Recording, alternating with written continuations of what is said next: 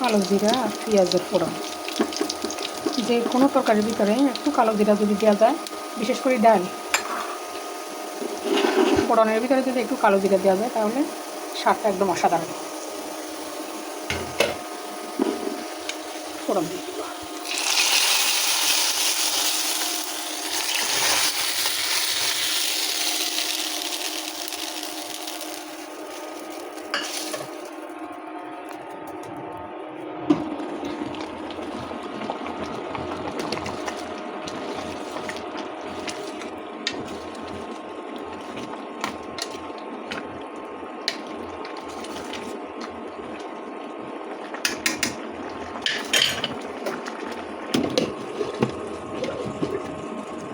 ঢেকে দিয়ে একটা বলক তুললেই শেষ। ফোড়ন দেওয়ার পরে একটা বলক দিয়ে নিলে সবজির গায়ে সে ফোড়নের ঘ্রাণটা পুরো সবজির মধ্যে ছড়ায়, এটা স্বাদটা বেড়ে যায়।